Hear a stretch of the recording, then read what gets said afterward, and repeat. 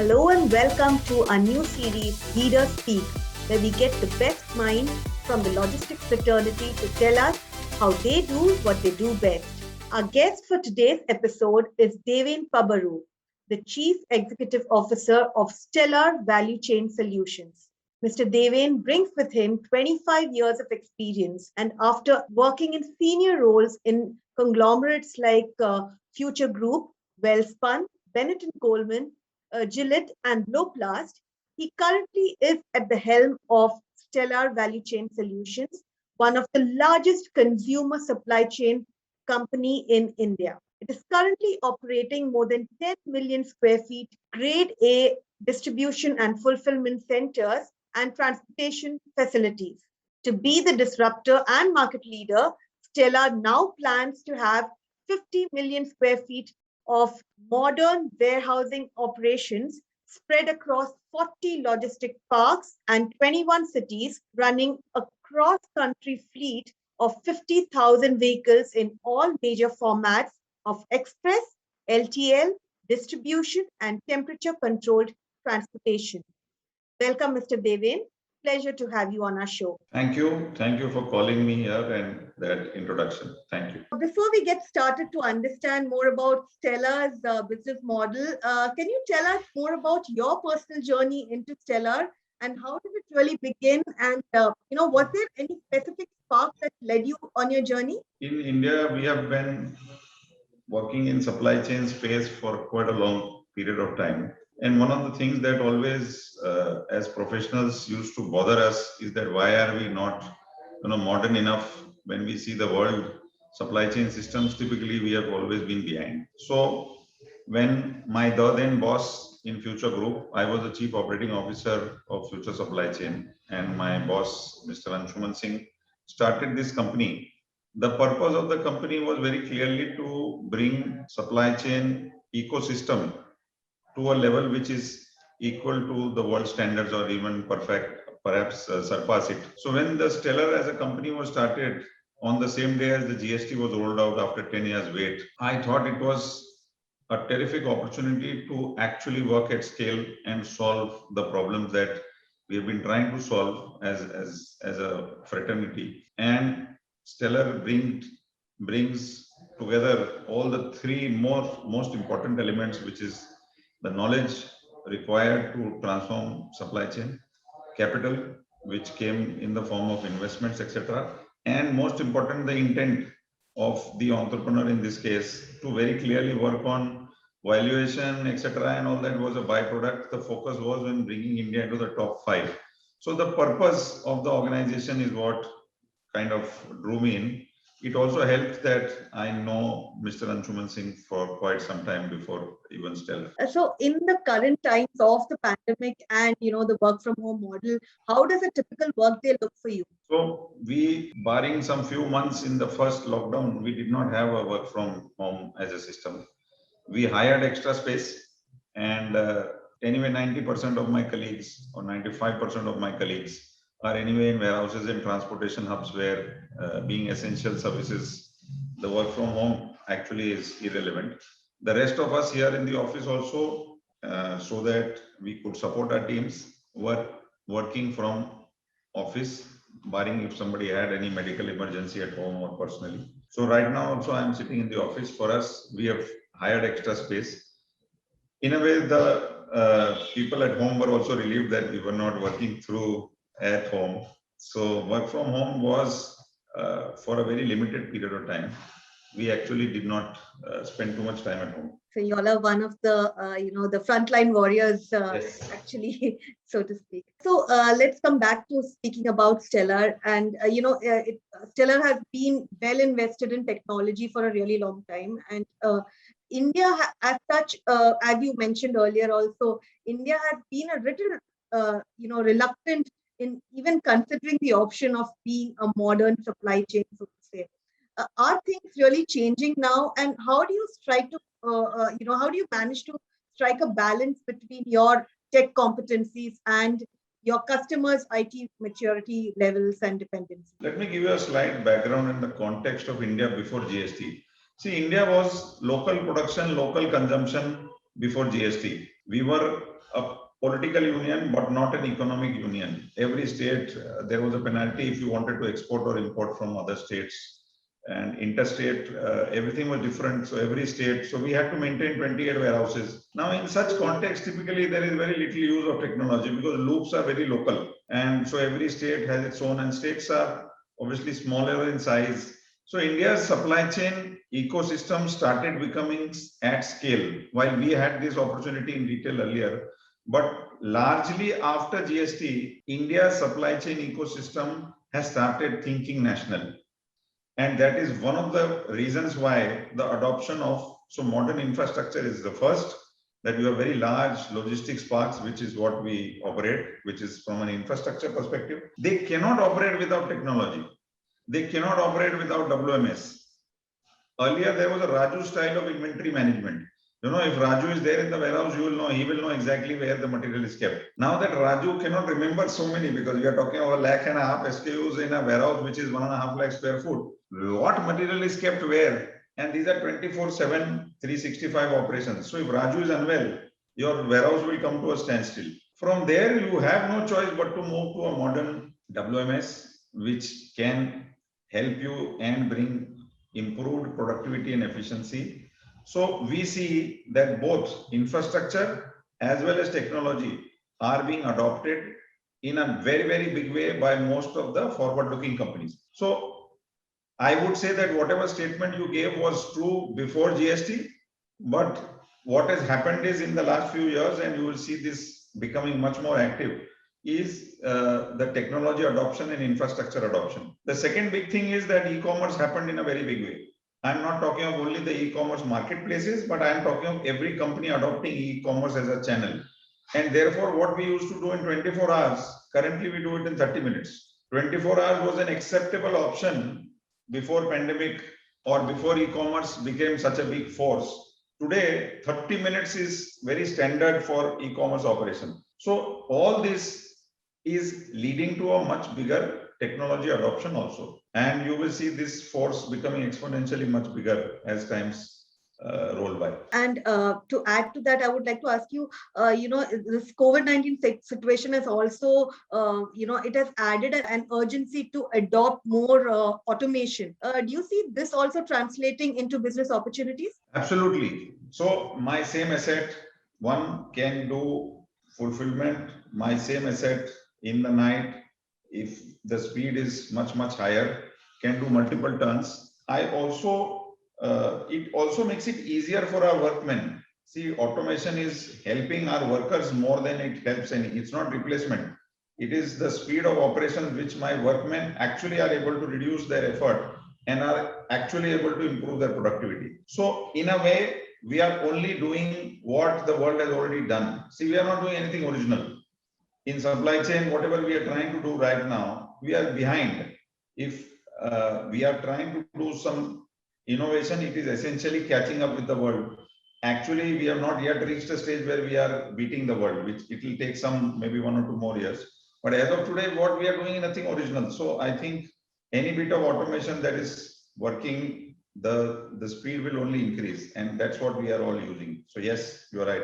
I was reading about your plans of making an investment of around 25,000 crores over the next 5 to 6 years. Would you be able to share with us where you intend to invest these funds into, and more on your growth strategy? There are multiple sets of people who are investing in us. Stellar Value Chain as a company, as a group is definitely one, but the investment is equally coming from our partners. For example, we are an asset-light company. The logistics parks that we are building are built by our partners who invest huge sums of money in building those parks for us, in time for us to occupy them. Equally, my vendors who invest in modern trucks and related systems in infrastructure, all that is being invested by my partners, either the landlords that we work with across the country, equally the truck vendors who could be even a small vendor who's coming in with 1, 2, 3, 4, 5, 6 trucks, to large vendors who actually put in 500, 600 fleet or vehicle fleet with us. All these partners put together, plus our own investment. Once we start an operation for a customer, investments inside the logistics park, inside the warehouse, in racking, in shelving, in material handling equipment, in other automation, etc., we also are investing equally. So all put together, we suspect that it will be about more than 20,000, 25,000 crores over the next 4 to 5 years. So investment, even if it requires more money than what we have envisaged today, is available through our investors. The investors are there as partners also, and we have obviously our own investors currently being Mr. Anshuman Singh and Warburg Pincus. So we have capital is not a constraint for our growth. So speaking about 50 million square feet of demand centers and 50,000 vehicles across the country. In the current scheme of things, how high is sustainability on your priority list? Because a lot of logistics companies are really adopting carbon neutral solutions, and it's a major topic of discussion. So Yeah. How high is sustainability on your priority list? So we are also a signatory to the net zero by 2050. We also are building green buildings which come with its set of solar energy generation or a natural light or a plant for sewage treatment plant, etc., ROs, etc., which are essentially part of any modern building today. We also, if you remove the temperature control side, we will generate more energy than what we need. Warehousing is, in that sense, not a very energy intensive operation until unless it is a cold chain. So we will be able to export also the energy generated out of our modern facilities. So from that perspective, we will be well before the period, we will be able to achieve our target. The second big innovation that is happening across again, and we are also early adopters of that, is the electric vehicles. We already have a fleet of electric vehicles which we have rolled out. We are waiting with bated breath for any vehicles which come and where the use case for logistics is clear.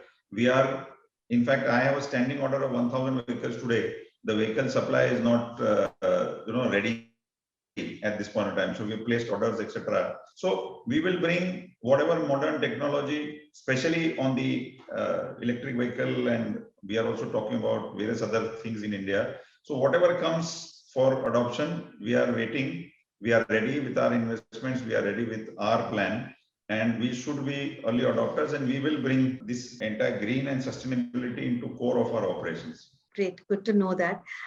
What are some of the latest trends that you see in India's supply chain and manufacturing sector? And do you think it is ripe for advanced technologies like voice and vision-based systems? And is Stellar really looking to explore in that direction? Yeah. So there are 2-3 things that we are looking at. Some are in transportation. I cannot share everything with you, but what I can share definitely is that from a customer side, let me tell you, there are customers today who are giving us annual contracts of 200 crores plus, where they are outsourcing their entire supply chain. And they are saying that in the spirit of partnership, you help us change some of the processes linked to our manufacturing also, so that the supply chain can become more efficient. Because as most of them have worked out, their manufacturing is super efficient, but all their efficiency is lost on the roads, or you spend so much time and energy trying to save 2 days, and road makes you lose 2 days, etc. So the idea is to work on end-to-end projects, and technology is a subset of that. That itself, the spirit of partnership, which allows you to bring different kind of process efficiencies, is itself the first step. The second thing is, and I'm just giving you one example, GST allows you now to run a vendor managed inventory real time, whereby an OEM can keep a vendor managed inventory park next to its factory and take the material whenever it needs. And all this can be tracked on a real time control center, thereby making it easier for the vendor also and making it easier for the OEM also. And a GST compliance also is met at the same time. Now, all this cannot be done until unless you use very sophisticated technology, which talks to the customer, in this case, the OEM, which talks to my WMS, which is internal to Stellar, and which talks to the vendor on a vendor portal, all that to be seamlessly connected. And I think those kind of initiatives are going to come very, very fast in our country. because the constraints were not one. I think all the constraints have now been understood and there are solutions available for it. So you will see many more of these partnerships, not only with us, but I'm sure in the marketplace also one will see this. The time for all this has come. Again, as I said, this is nothing new for the world. This is something new for India. So I am very confident that not only us, we are definitely going to be there, but you will see much more adoption by the customer sets as well as the vendor set of partners that we have. You've been, managing the business of warehouse management and the transportation management, everything on the cloud. How do you see these, cloud-based models being bringing in some operational and strategic benefits to your business? So cloud is essentially, very, very fast very fast time to market. The biggest advantage of cloud, while everything else is there, but the biggest advantage is very, very fast time to market. Second is improved analytics. We believe that more than pays for the cloud. And the third is that it's a very strong innovation platform. So for example, in our case, we got Infor on cloud. We are the company first, we got Infor cloud in India. 10 years back, we had got Infor into India. That time there was no cloud. And we realized that when you have operations at scale, until unless you do modern technology, which is moving fast, you are not able to get the kind of productivities that you want. So cloud for us is not a cost strategy, but actually a much, much faster time to market strategy. It is another matter that in some cases you will actually save cost also, but as a major benefit, I would put faster time to market, improved analytics, as well as a very strong innovation. Because we work with multiple customers, it allows us to do all of this and pull in all the opportunities that are available with us in a single platform. That is the ability of the cloud for us. So we are a cloud first company. We did not, one advantage we have is that we do not have a legacy IT system because we are a new company. It's not easy for a very old company over 15, 20 years. If you have been working on legacy systems, there is a big migration. In our case, we are a cloud first company. Okay. And we believe that is the way to go. We ourselves in our past have managed those servers and farms and all that. But we obviously believe this is the new way of looking at the world.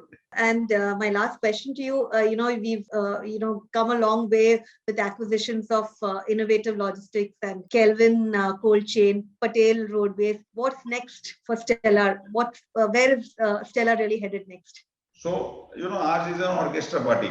And in an orchestra, when you run with 100 plus musicians, the quality of music depends on when you define the service delivery in a way that the power of every 100, if there is a 100-member team, the power of each one of those 100 is harnessed and the potential is released. In our case, the orchestra also includes customers. In our orchestra also includes vendors. And our ability to do this as we scale up is that it will deliver benefits, which is music, to everybody's ears. Our endeavor by acquiring these three companies in transportation and with very solid background in Stellar value chain, having its own logistics parks, is to reach every relevant consumer in the top 740 districts in a super jet speed time, thereby saving inventory and the cost of inventory for our customers and making the customer experience a very, very high level of service consistently. And we believe the time has come to offer that as an integrated solution for everyone. Integrated solution is not something that we just say for the saying. It is something that we have to experience as a consumer. And that's the promise and that's the agenda we are driving. So I think the work has just begun. We are nowhere close to where we want to go. Just for a standard reference, 50 million is a very small number in any large economy. So what we are chasing today maybe looks very big from an Indian standpoint, but from a standpoint of world's logistics markets, 50 million is very, very small number. So we hope that once we reach there, we will think about what next to do. But that is the endeavor for the next 3 to 4 years. Thank you so much for your time, Mr. Deven. It was great talking to you, and all the best to the team at Stellar Value Chain Solutions for all your endeavors going forward. Thank you for calling me here. I represent not only me, obviously the large team. We thank you for giving us this opportunity to talk about ourselves. And that was Mr. Deven Pabaru, Chief Executive Officer at Stellar Value Chain Solutions. I hope you found this video interesting and insightful. If you found it worthwhile, please do share it with your friends and colleagues. Also, have you subscribed to our YouTube channel yet? If not, please do so now and click the bell icon so that you don't miss out on any of our videos. Thank you